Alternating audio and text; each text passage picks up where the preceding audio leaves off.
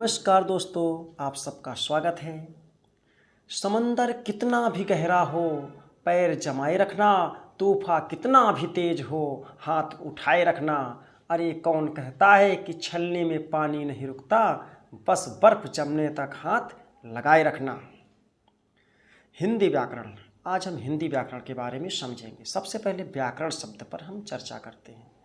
व्याकरण शब्द संस्कृत भाषा का शब्द है। तो सबसे पहले हम व्याकरण शब्द की व्युत्पत्ति समझते हैं।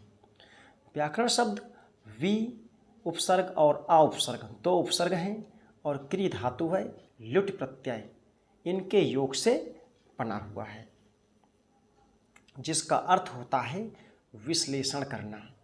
प्रश्न यह उठता है, किसका विश्लेषण? तो भाषा के अंगों का विश्लेषण।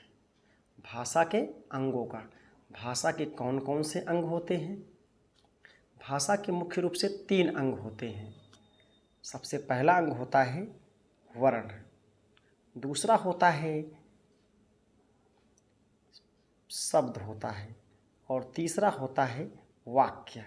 इन तीनों अंगों का विश्लेषण करना व्याकरण कहलाता है। विश्लेषण करते करते हम समानता के आधार पर कुछ सामान्य नियम बना लेते हैं, और इन नियमों का अध्ययन करना ही व्याकरण कहलाता है। इन्हीं की जानकारी हमें व्याकरण में होती है। अब इसकी परिभाषा देख लीजिए। हम कह सकते हैं, भाषा के अंगों और प्रत्यंगों का विश्लेषण करना व्याकरण कहलाता है। अब हम सामान्य रूप से हिंदी में सरल भाषा एक परिभाषा बना सकते हैं कि व्याकरण वह शास्त्र है या विद्या है जो भाषा को शुद्ध रूप से बोलने लिखने के नियम की जानकारी देता है। अब प्रश्न यह उठता है, आखिर भाषा क्या है? तो हम भाषा के बारे में अब जानते हैं। भाषा शब्द जो होता है संस्कृत के भाष धातु से बना हुआ है, जिसका अर्थ होता है बोलना। भाषा के द्वारा मनुष्य अपने भावों विचारों को व्यक्त करता है। तो भाष शब्द है। कौन शब्द है? भाष, जिसका अर्थ होता है बोलना। अब देखिए, भाषा की परिभाषा आप देख लीजिए। हर चीज़ की कुछ ना कुछ परिभाषा होती है। देखिए क्या परिभाषा है इसकी। भाषा एक माध्यम है जिसके द्वारा मनुष्य अपने भावों विचारों भावनाओं को अन्य व्यक्तियों तक पहुंचाता है। ये भाषा होती है। भाषा एक माध्यम है। अब हम देखते हैं कि भाषा के रूप कौन कौन से भाषा के रूप हैं, कि कितने रूप भाषा के। तो मुख्य रूप से भाषा के 2 रूप प्रचलित हैं, 2 ही रूप माने गए हैं। पहला क्या है? मौखिक भाषा। दूसरा क्या होता है? लिखित भाषा। तो 2 रूप देख लीजिए। मौखिक भाषा क्या होती है? जिसको हम बोल करके अपने विचारों को व्यक्त करते हैं, जिसके माध्यम से, जिस भाषा के माध्यम से, उसे मौखिक भाषा कहते हैं।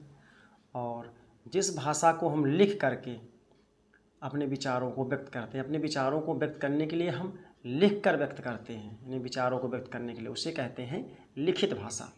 तो 2 रूप भाषा के हैं, मौखिक और लिखित।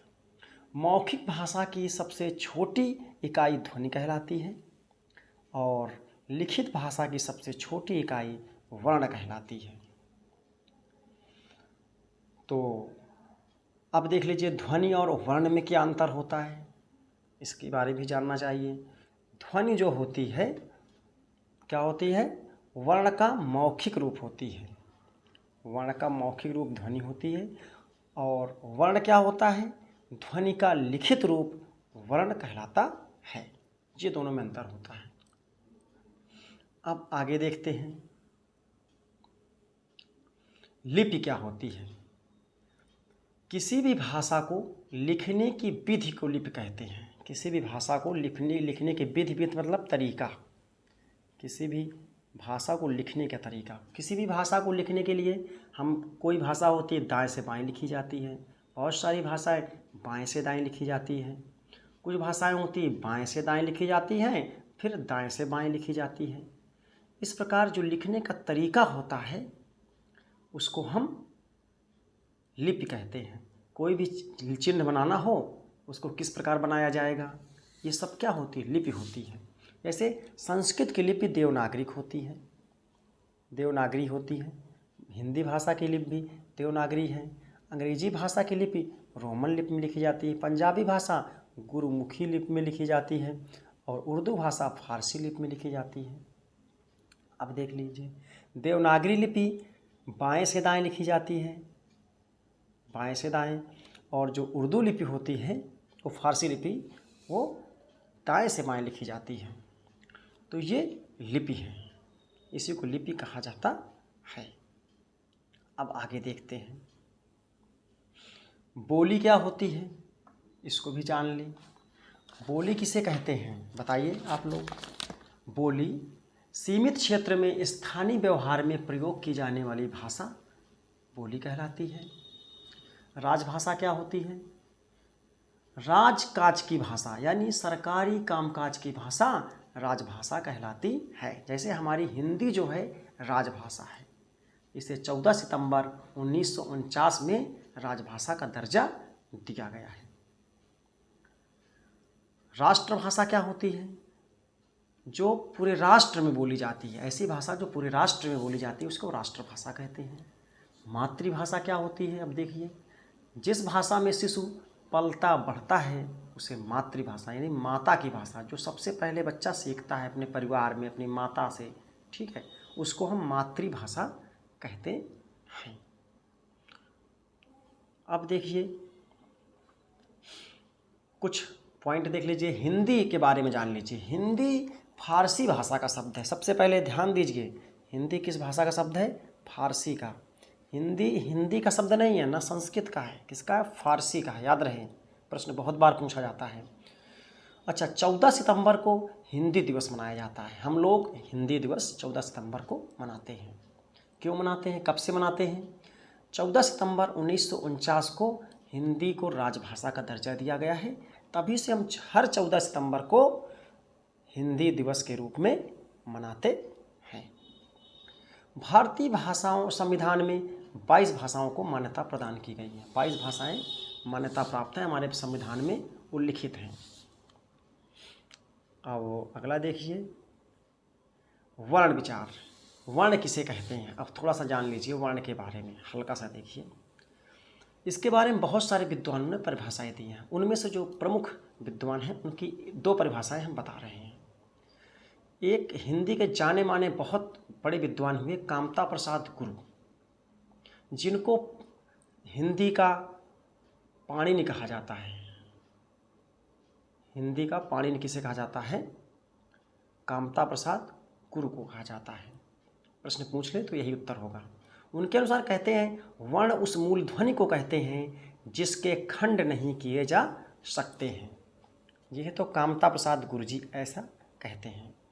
और एक बहुत बड़े विद्वान हुए आचार्य किशोरी दास वाजपेयी, उन्होंने वर्ण की परिभाषा दी, वर्ण छोटे से छोटे, छोटी सी छोटी ध्वनि है जो कान का विषय है, जिसके टुकड़े नहीं किए जा सकते।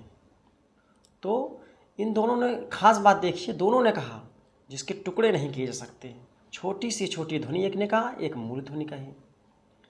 तो ये इन दोनों परिभाषाओं से एक हम सामान्य परिभाषा बोलें, दोनों को मिक्स करके एक सामान्य परिभाषा बनाएं तो क्या हो सकती है।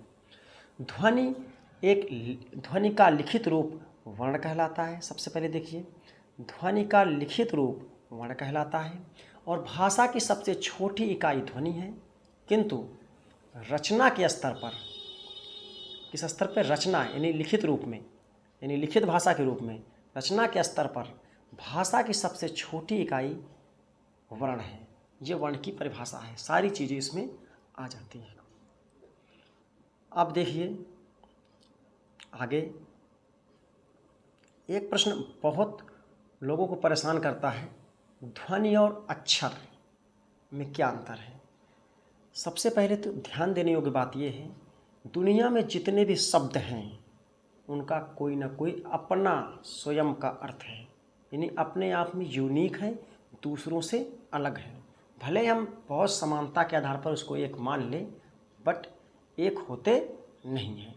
तो ध्वनि और अक्षर में भी थोड़ा सा अंतर है। क्या अंतर है? देख लीजिए, अंतर तो ही है। ध्वनि किसे कहेंगे? मुख से निकली हुई हवा का वह उच्चारण जिसके खंड नहीं कर सकते, केवल मौखिक होती है। ये क्या होती है? केवल मौखिक होती है।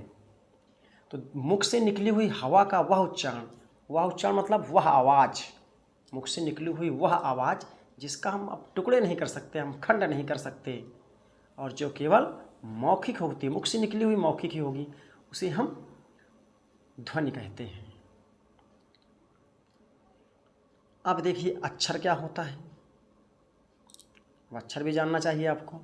देखिए बताते हैं अक्षर की परिभाषा पहले देख लीजिए।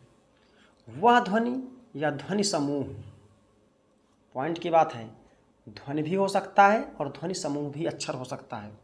वह ध्वनि या ध्वनि समूह जिसका उच्चारण श्वास के एक झटके से हो जाता है, उसे हम अक्षर कहते हैं। खास बात इसमें है, अक्षर में एक या एक से अधिक ध्वनि हो सकती है। कैसे? जैसे का ले लीजिए, का अक्षर है। अब देखिए, का अक्षर में का और आ, ये दो ध्वनियाँ हैं। और जी में देख लीजिए, जा और आधा जा और बड़ी ई, इससे मिलकर बना हुआ है। तो कहने का मतलब ये है कि ध्वनि में एक ध्वनि एक भी हो सकती है। जैसे मान लीजिए छोटा आ है, अब देखिए ये भी ध्वनि है, मतलब ध्वनि का अक्षर आ भी है। इसमें एक ध्वनि है, इसमें दो हैं, इसमें दो हैं, दो वर्ण भी हैं, ऐसे कह सकते हो, क्योंकि ध्वनि का लिखित रूप वर्ण होता है। अब देखिए एक शब्द और छोटा सा ले लीजिए, बिल्कुल स्पष्ट हो जाएगा। श्याम शब्द, क्या ले रहे हैं हम? श्याम ले रहे हैं। श्याम शब्द जो है, अब यदि पूछा जाए इसमें कितने अक्षर हैं, तो श्याम शब्द में केवल दो अक्षर हैं। कितने अक्षर हैं? श्याम, आधा सा या और आ मिलके एक ये बनेगा, और एक माँ और आधा माँ और आ मिलके ये बनेगा, मतलब ध्वनि बनेगी। तो इसमें दो अक्षर हैं। अब यदि ध्वनि पूछा जाए इसमें वर्ण कितने हैं, तो आधा सा या, बड़ा आ, माँ और आ, 5 हैं। 5 इसमें वर्ण हैं या ध्वनि है। तो इस प्रकार दोनों में अंतर स्पष्ट हो जाता है। Thank you.